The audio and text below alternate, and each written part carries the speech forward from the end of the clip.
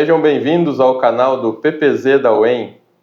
Hoje recebemos com alegria o professor Luiz Paulo Rigolon, o primeiro doutor titulado no programa. Conta para nós como que foi a decisão para poder entrar no doutorado. Ô, João, obrigado pelo convite, né? Espero que eu contribua para você deixar aqui para os anais da PPZ. Na realidade é o seguinte, eu tinha que fazer pós-graduação e eu praticamente tinha uma atividade privada como médico veterinário e não tinha como sair. Então, quando surgiu o programa, logo que teve mestrado, eu já entrei no mestrado e em seguida eu já entrei no programa de pós-graduação a nível de doutorado. E com isso eu terminei esse período, né, que foi um pouco difícil pelas atividades que eu tinha, mas graças a Deus eu sou doutor hoje. Que beleza. Conta pra gente, eu sempre fico me perguntando como seria ser um aluno de doutorado naquela época. Como eram os colegas, o relacionamento com o orientador? É interessante, João, porque eu, como aluno de doutorado, eu tinha os meus colegas professores do curso de zootecnia como meus professores e tinha alunos que foram, durante o curso de zootecnia, fazendo o doutorado junto comigo. Então, eu tinha ali as variáveis mais possíveis. Eu lidava com professores que eram um colega meu e lidava com ex-alunos como colega de pós-doutorado ou de doutorado. Que legal. Professor, eu tenho aqui na secretaria do programa uma cópia da sua tese. E eu fico impressionado quando eu leio o título da tese, que é um tema super atual. Apesar de se passarem mais de 20 anos, mais de 2 décadas, o tema é super atual, que é a interação entre nutrição e reprodução. Por que vocês decidiram trabalhar com essa temática já naquele momento? Ô João, essa escolha foi muito interessante, porque eu sempre atualizei muito, então eu escolhi um fórum, que é na área de reprodução, uma vez por ano, que é a SBTE, Sociedade Brasileira de Transferência de Embrião. Todo mês de agosto, você ia lá e você reciclava e aprendia o que tinha acontecido um ano anterior. Só que eu observava que não tinha nada de nutrição.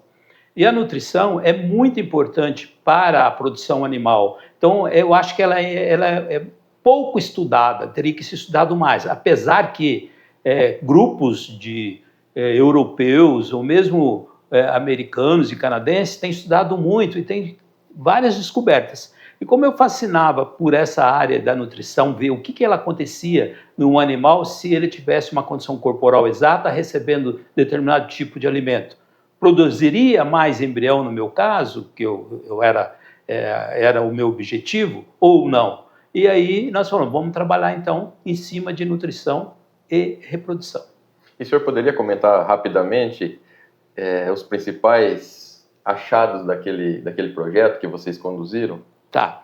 Ele foi um projeto muito amplo, porque níveis diferentes de energia, a gente via que poderia ter um aumento de números de folículos, num ciclo do animal, e superovulado, e isso a gente queria ver se realmente esses folículos fecundariam e em relação aos oócitos fertilizados, se eles se tornariam embriões viáveis. Então a gente media número de folículos, números de embriões, e classificava esses embriões, e número de corpolúteos, porque numa fase do grupo, nós coletamos 5 úteros dessas vacas superovuladas para ver o número de corpolúteos, já que pela imagem a gente não conseguiria medir certinho. Então a gente abateu os animais, coletamos o útero e contamos o número de corpolúteo.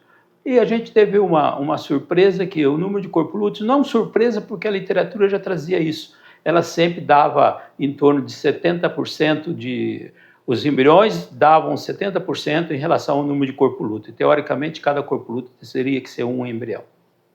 Legal. Professor, quais foram os principais desafios durante o doutorado? Tá, bom, esse foi...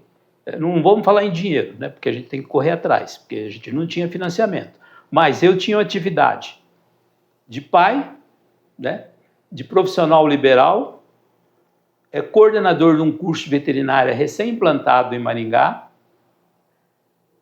atividade de professor, que quando você faz o doutorado na tua cidade, você não é liberado das disciplinas, e o doutorado. Então, todas essas atividades eu tive. Só que eu sempre tive o costume de... Aquilo que eu ia atrás para fazer, eu ia tentar fazer da melhor maneira. E, graças a Deus, eu fiz e fiz bem e consegui concluir todas essas atividades aí. Bacana. Professor, 23 anos já se passaram da sua defesa. Quem é o professor Rigolon depois do doutorado? Na realidade, eu tenho que agradecer muito ao programa de pós-graduação em zootecnia, porque eu já relatei, né, que se não tivesse, provavelmente eu não seria um doutor, certo? E isso fez com que, profissionalmente, me abriu a porta fora da universidade, né, de uma maneira assim, muito ampla, porque a gente observa hoje, e é um conselho para os alunos que estão fazendo a graduação e a pós-graduação, que tenha sempre em mente que a educação continuada tem que existir, porque o mundo é muito rápido e senão a gente fica para trás. Professor, muito obrigado, parabéns pelo pioneirismo, satisfação ter você Obrigado, aqui. João.